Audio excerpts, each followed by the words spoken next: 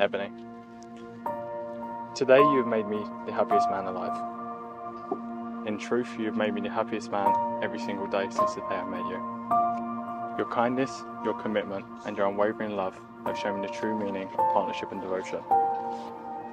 Standing here with you today, I'm filled with overwhelming joy and gratitude, knowing that I'll also be standing with you tomorrow and forever. Every day, I fall deeper in love with your compassion and empathy, which makes all those around you feel so special. Every day, I fall deeper in love with your overwhelming positivity and unrivaled energy, which fills every room and those in it with happiness.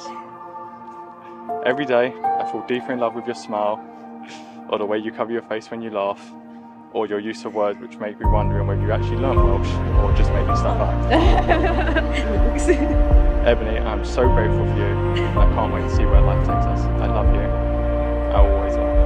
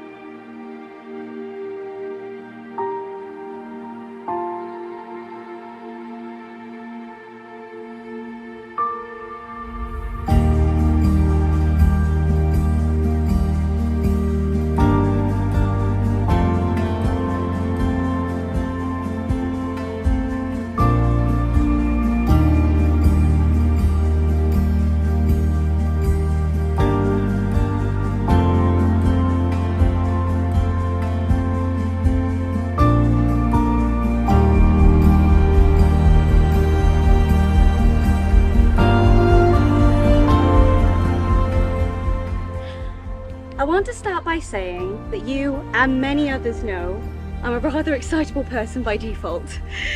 But please know that there is nothing that excites me more than becoming your wife today in the presence of those we cherish most. I promise today to love you always and to support and care for you throughout life's many ups and downs. But you and I both know we don't need to vow to love each other because we tell each other this every day. Small gestures like cleaning because you can see I'm tired, buying my favourite food not because I asked but because you know it makes me happy, or simply neither of us being able to say goodbye without a peck or a hug speaks louder than any words we choose to share. Love is an action word after all, and the way you treat me every day means its presence is always felt even when not heard. You are the driving force of so much joy and happiness within my life, my blanket of security when I'm feeling vulnerable, and my biggest fan regardless of whether I'm put together or falling apart. What I'm trying to say is, loving you is so easy, and saying I do to a lifetime of what we share is even easier. I truly believe I'm the luckiest woman I know to have found a man like you to call my own.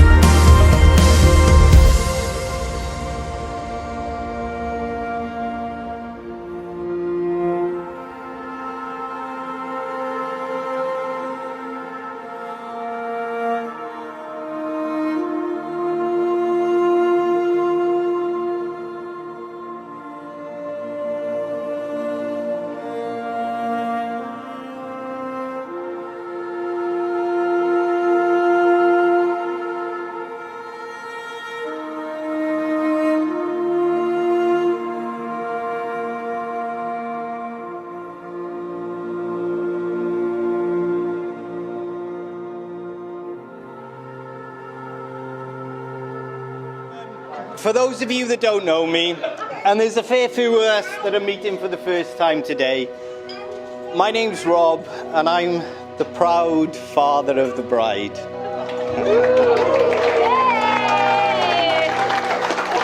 I'll try and keep this short because, as I say, speeches are not exactly my forte. I always thought my daughter would marry a Welshman. But as fate would have it, her heart was stolen by this charming young Englishman.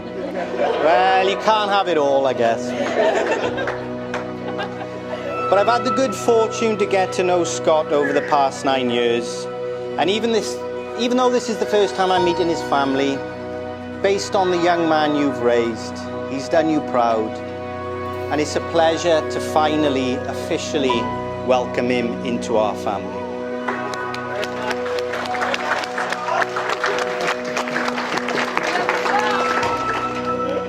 And to my daughter,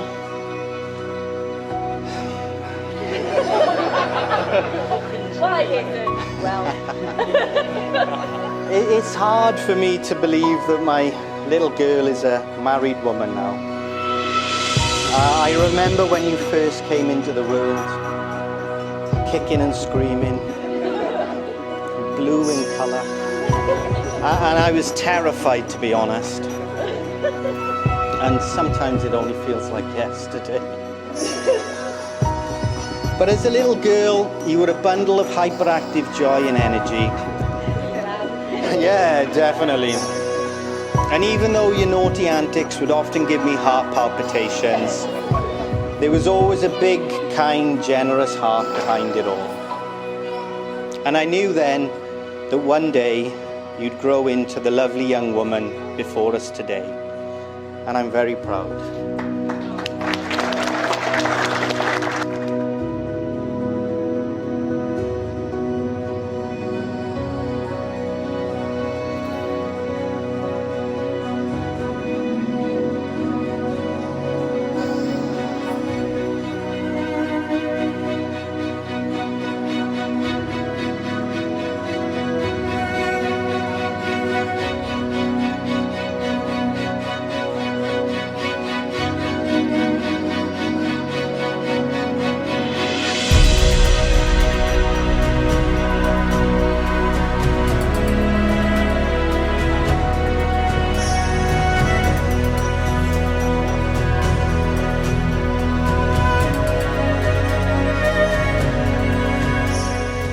From seeing you both together, my daughter couldn't have asked for a better partner, and I'm in no doubt that the two of you will share a wonderful life together.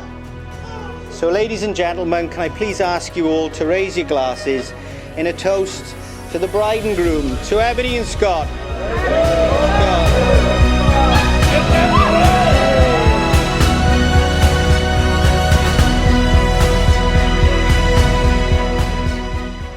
Say these words. I give you this ring. I give you this ring With all my love. with all my love. Pop it all the way on. And say, I give you this ring. I give you this ring. With all my love. Hold both each other's hands. Pleasure to say that you are now husband and wife, which means, Scott, you may kiss your bride.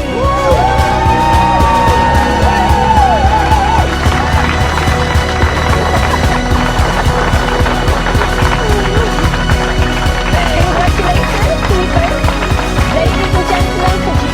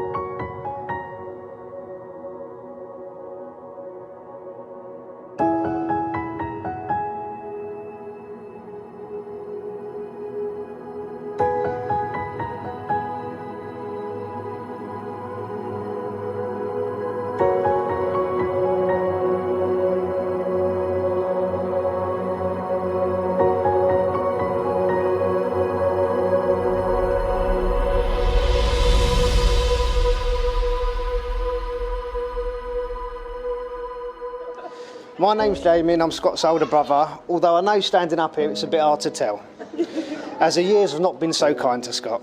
I'd like to thank you all for coming. I mean, us lot up here, we had to be here. Yous lot, you know, all I can say is thank you, because you didn't have to be here.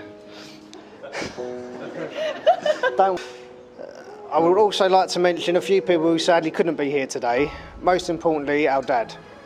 For anyone who doesn't know, he recently had an operation and is recovering. See, I've lost it already. Yeah. He couldn't be here today, at least not in person, as you can see. And there's another one over the back there. However, I'd like to start by expressing my deepest gratitude to Eboni's parents. Thank you for raising such an amazing daughter. She's kind, caring, and she's also been charitable enough to agree to marry me, so thank you. To my parents, and I guess this point mainly my mum, but Dad will hear this back, so to my parents, words can't express how thankful I am for everything you've done for me.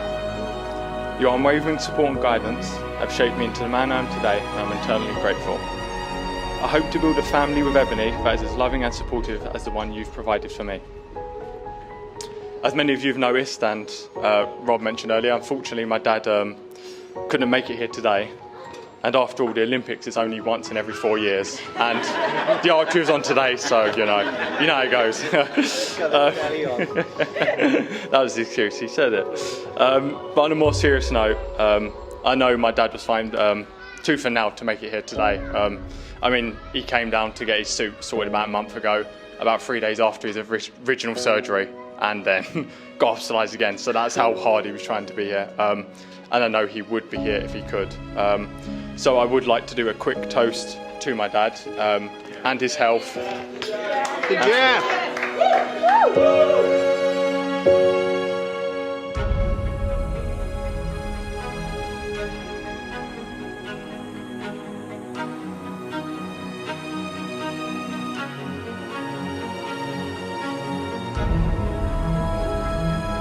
To my beautiful wife, you're amazing, and I consider myself the luckiest man to have married such a wonderful woman.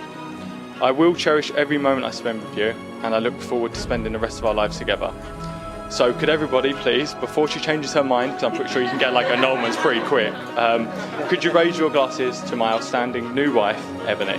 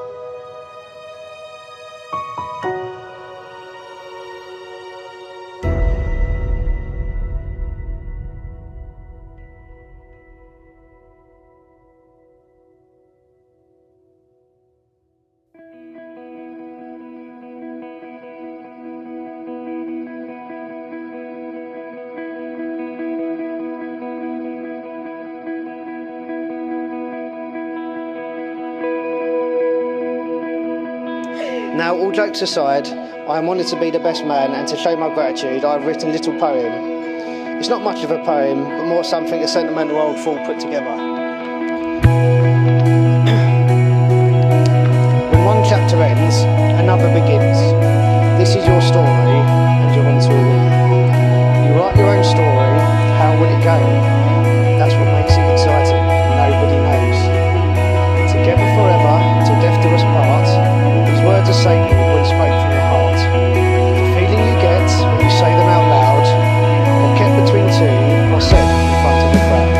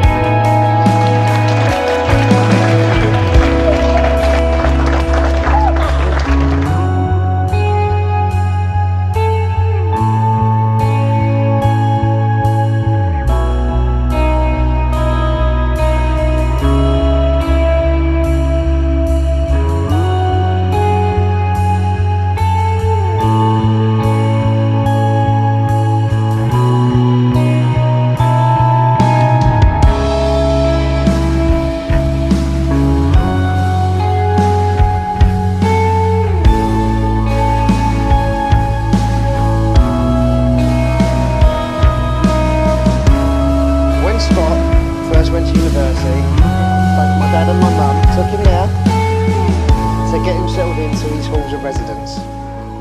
Once he was settled, Scott, amazingly enough, offered to make them a cup of tea in the communal kitchen.